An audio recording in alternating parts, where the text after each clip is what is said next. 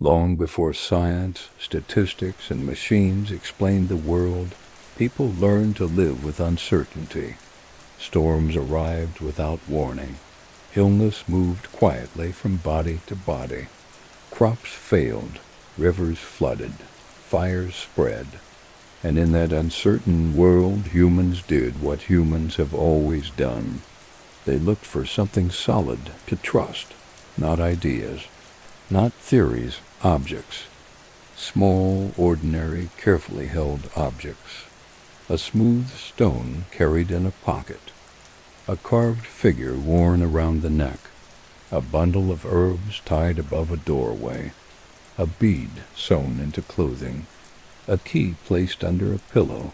These were not decorations. They were anchors, they were protection made physical. Imagine a quiet village just before sunset. Smoke from hearth fires drifts gently into the evening air. The ground is warm from the day. Inside one home, a mother reaches up to touch a small charm hanging near the door. It is shaped like an animal. The surface is worn smooth by decades of fingers. She presses it once, slowly, before stepping outside. She believes this object guards her family while they sleep, not because she has proof, but because she has trust. Across the world and across centuries, people placed their safety in objects because the world felt too large and too unpredictable to face empty-handed. An object could be held. An object could be seen. An object could be touched when fear felt close. And so meaning gathered around things. In ancient Egypt, people wore amulets shaped like eyes, hearts, and beetles. The eye for protection, the heart for balance, the scarab for renewal. These were not jewelry. They were shields against chaos. People trusted them with their health, their fate, and their place in the afterlife. In quiet European villages, families hung bundles of dried herbs above doors and windows. Not for scent, for safety. It was believed sickness could not pass beneath them. Lavender for calm, rosemary for protection, garlic for strength. Each plant became a silent guard. In parts of Asia, mirrors were treated with great care. Some were covered at night. People believed the soul might wander while the body slept and could become lost inside the glass. So the mirror was hidden, not out of fear of reflection, but fear of what might slip through. Even coins became powerful. A coin placed under a pillow for good dreams. A coin sewn into a traveler's coat for safe return. A coin laid on the eyes of the dead to guide them peacefully onward. Objects became emotional armor. They did not stop storms. They did not cure illness, but they calmed the mind. And in a dangerous world, calm was survival. A sailor nailed a horseshoe to his mast before leaving shore. A farmer carried a stone believed to call rain. A midwife placed a bead in a cradle. A traveler touched a token before crossing a river. Each act was slow, quiet, ritualistic, and deeply human. Trust was built one generation at a time. An object worked once, then twice. Then it became tradition. Then it became sacred. A child watched their parent touch a charm, then grew up and touched it too, then handed it down. Over time, the object absorbed memory, touch after touch, fear after fear, hope after hope. It was not the object that mattered. It was what it represented. Control in a world that offered very little. And so people slept with objects near their hearts, walked with them in their pockets, hung them in their homes, buried them with their dead, trusting that these small, quiet things would stand between them and the unknown. not because they changed the world, but because they changed how the world felt. And now, as the night settles gently around this story, we begin to see how deeply humans needed something to believe in, something they could hold, something that made the dark feel softer. This is only the beginning. In the next part, we will drift deeper into the specific objects people trusted when illness, fear, and danger felt close and constant, where belief turned into habit, and habit into quiet tradition. If you are still listening, leave a gentle heart in the comments. It tells me you are here with me in this calm, slow journey. And now, let us move softly into part 2, where strange objects become daily companions in a world full of uncertainty. As the days passed and seasons turned, objects slowly became part of everyday rhythm, not special only in moments of fear, but present in quiet routines. Trust was no longer something people thought about. It was something they lived with. In the early morning light, before the village fully woke, you might see a man pause before leaving his home. He does not rush. He reaches to a small hook by the door. Hanging there is a ring made from bone and twine. He touches it once with his fingers, not out of panic, not out of doubt, just out of habit, the way one might straighten clothing or take a breath before stepping outside.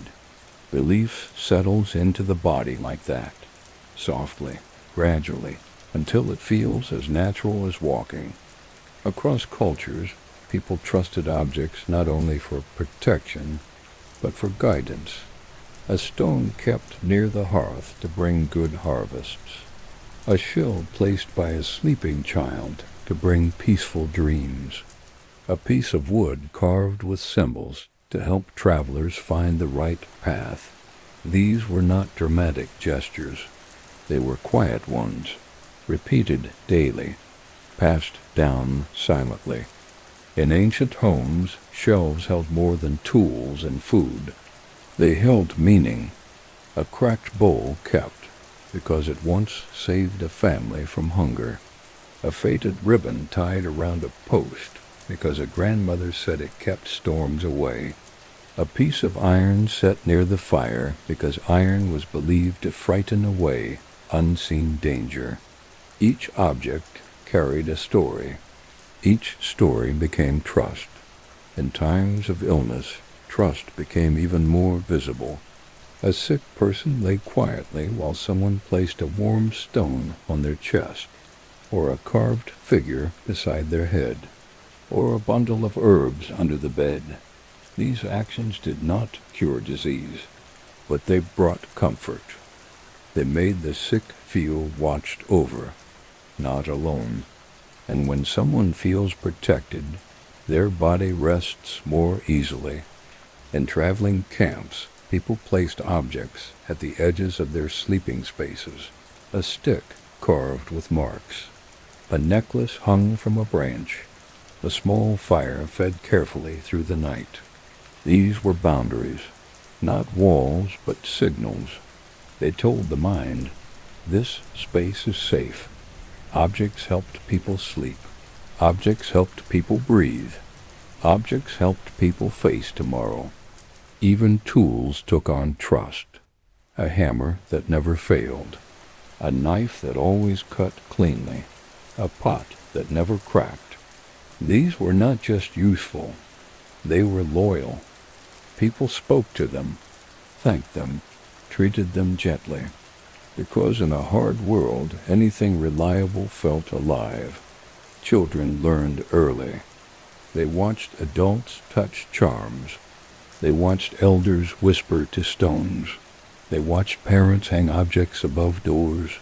And without being told, they understood. These things matter. These things protect us. So a child might carry a pebble in their pocket, or sleep with a small figure beside them, not because someone forced them, but because it felt right, because trust had become normal. In markets, objects were traded not only for their function, but for their meaning. A traveler might buy a symbol from a distant land. A sailor might purchase a charm before boarding a ship. A farmer might exchange grain for a stone said to bring rain. Stories traveled with these things, belief crossed borders, and slowly, quietly, trust spread. Some objects were strange. Some were simple. Some were beautiful. Some were worn and cracked. But none of that mattered. What mattered was what people felt when they held them. Steady, calm, prepared. And so life moved forward, not with certainty, but with courage shaped into form. And as generations passed, people did not ask where the belief began. They only knew that it worked, not on the world, but on the heart. And now, as we drift deeper into this story, we are ready to explore the objects people trusted when fear felt closest, when danger stood near the door, when survival felt fragile. In the next part, we will move into the world of illness, protection, and the strange things people relied on when their bodies and families felt most at risk. And so, with slow breath and gentle focus, let us continue onward into Part 3. There were moments in ancient life when trust became more than comfort. It became a necessity. When illness entered a home, when a child burned with fever, when breath came shallow and uneven, when the future felt uncertain and fragile. In those moments, people reached first for what they could hold. They reached for objects.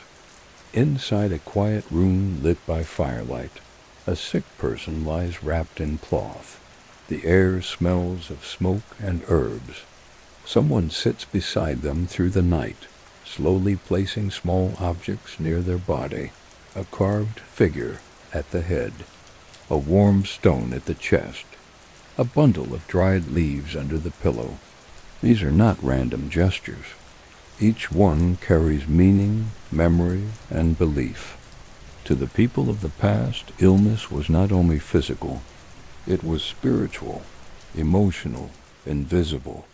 And so protection had to be layered.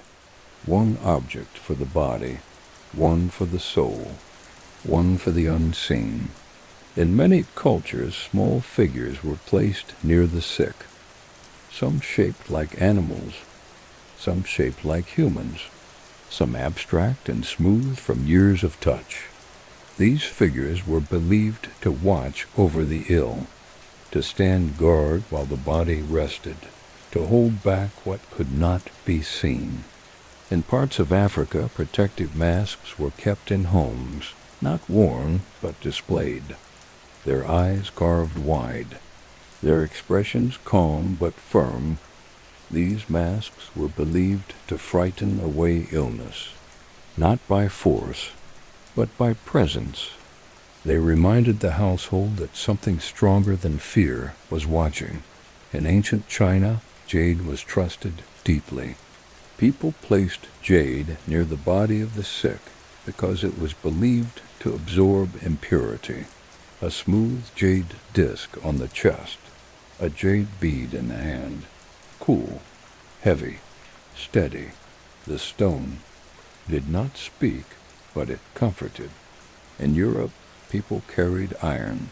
Iron near the bed, iron near the door, iron near the child. It was believed that sickness and misfortune could not cross iron, so a nail was placed under a pillow, a knife under the mattress, a key hung near the cradle. These were not weapons. They were guardians. Even words were tied to objects. A ribbon with a knot for each prayer, a string with beads to count protective phrases, a small book placed near the head of the ill, not always read but trusted. Objects became carriers of hope, and hope is powerful. When someone is ill, the mind searches for safety. The body listens to calm. Objects provided both. They told the sick person, "You are not alone. You are being watched. You are protected."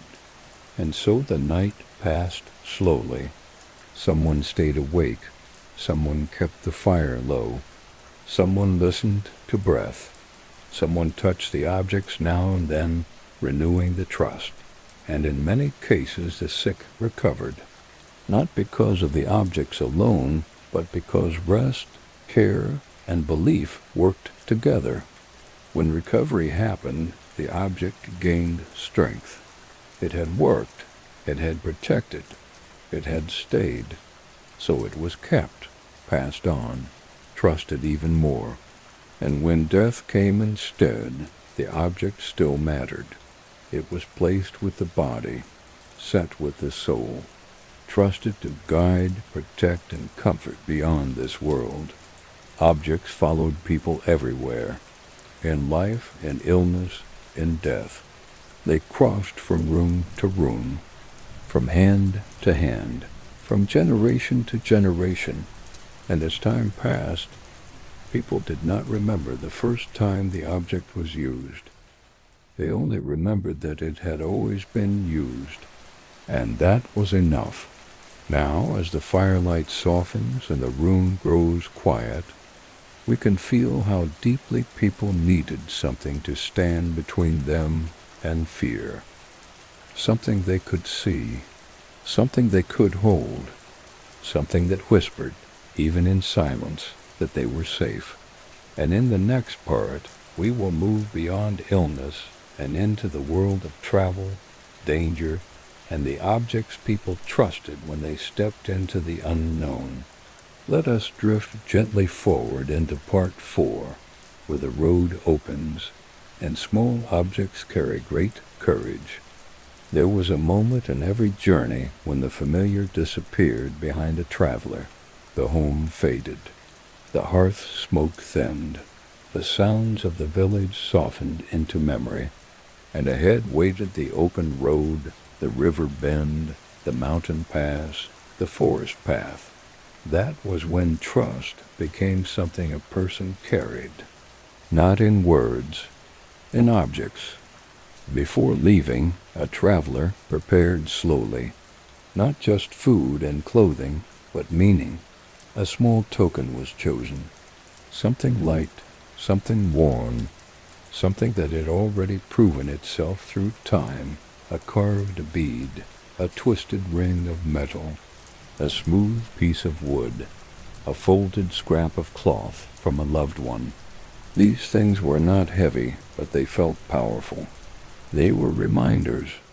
They said, "You belong somewhere." They said, "You will return." In ancient times, roads were not safe. There were no signs, no lights, no shelters waiting every mile. Only land, weather, and uncertainty. And so travelers trusted objects to guide them, guard them, and calm them. A merchant might tie a charm to the reins of a horse. A sailor might keep a stone in his pocket from his home shore. A pilgrim might wear a symbol stitched inside a robe where no one else could see it. These objects were close to the body, close to the heart, and in moments of fear they were touched. When rain began suddenly, when wind rose, when the path split in two, when night came early, a traveler would slow down, reach into a pocket, touch the object, and breathe. In many cultures, certain objects were believed to know the way. A compass before compasses, a bone marked with lines, a stick carved with symbols, a coin flipped at crossroads. These did not give directions, but they gave decision. They helped the traveler choose instead of freeze, and choosing was survival. In forests, people trusted bells, not large ones, small ones, hung from packs or belts. The sound was gentle, rhythmic. It told animals and spirits alike that a human was passing. It was believed the sound made danger move away. In deserts, travelers carried stones from sacred places, not because the stone had magic, but because it carried memory. Touching it reminded the traveler of water, shade, and rest. It told the body to keep going slowly. On ships, sailors trusted objects more than anything else. A carved figure at the front of the ship, a lucky coin nailed into the mast, a piece of wood from a past voyage. They spoke to these things. They thanked them. They blamed them. They believed the sea listened through them. And the sea is vast. So trust had to be strong. At night, when travelers camped alone, objects became companions. A charm placed beside the fire, a token set near the sleeping head, a symbol drawn in the dirt. These created a small island of safety in a wide world. The fire crackled, the wind moved, the dark waited, but the traveler slept, because something stood guard. Objects did not stop storms. They did not change to rain. They did not fight animals, but they gave courage. And courage kept legs moving. Courage kept eyes open. Courage kept hands steady. And when the journey ended, the object returned home too. It was placed back on the shelf, hung back on the wall, set beside the bed. Now it carried new memory, new trust, new power. It had traveled. It had survived, and so it became even more important. Children were shown these objects, told their stories. This went with me across the mountains. This kept me safe on the river. This came back from the storm, and the child listened, and learned, and believed. Trust was not taught. It was felt. And now, as the road stretches behind us and the night grows quieter, we are ready to look at how objects remained long after people were gone, how they followed humans into memory, tradition, and the future. In the next part, we will move into the final chapter of this story, where objects outlive their owners, where belief becomes legacy, where trust becomes history itself.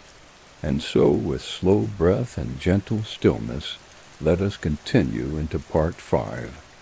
Time moves quietly, even when people do not notice it. Years pass. Faces change. Houses shift. Roads disappear. But objects remain. And with them, the trust once placed inside them lingers, like warmth held in stone long after the fire has faded. Long after the hands that touched them are gone, these objects still rest in drawers, in earth, in ruins, in museums, and sometimes in modern homes without anyone remembering exactly why they are there. A carved charm sits on a shelf. A ring with no known origin rests in a box. A stone with a strange shape lies on a windowsill. Their stories are not always told anymore, but their presence still feels gentle, quiet, familiar. In the past, people believed these objects watched over them, protected them, guided them. And now, in a different world, those beliefs have softened, but they have not disappeared. They have simply changed form. We still keep things close to us. A necklace from someone we love. A coin from a special day. A bracelet worn until the thread fades. A small object in a pocket that just feels right. We may not call them charms anymore, but we still trust them. We trust them with memory, with comfort, with calm. And that is not so different from the past at all. Imagine a quiet evening in an old house. Firelight glows softly on the walls. Shadows move slowly across shelves where small objects rest. Each one once mattered deeply to someone. Each one was once held during fear, hope, travel, sickness, or love, and now they rest, still, peaceful, as if they are finally allowed to sleep. The world no longer asks these objects to protect us from storms or spirits, but they still protect something else. They protect feeling. They protect connection. They protect the gentle sense that we are not alone in time, because every object trusted in the past was once held by a human who felt exactly what we feel now: uncertainty, hope, fear, courage, love. And so when we look at these strange, quiet things from history, we are not really seeing superstition. We are seeing humanity. We are seeing people doing what people have always done, trying to make the world softer, trying to make the night less heavy, trying to carry something small that says, "I will be okay." And as this story comes to rest, let the world grow quieter around you. Let the thoughts slow. Let the past drift gently behind you, like a calm river fading into mist. You do not need to hold anything right now. You do not need to guard anything. You do not need to believe in anything at all. Just rest. Let the night take over the work of watching. Let your breathing become slow. Let your mind become light. And as the fire fades and the story ends, may you feel calm, safe, and carried gently into sleep. Good night.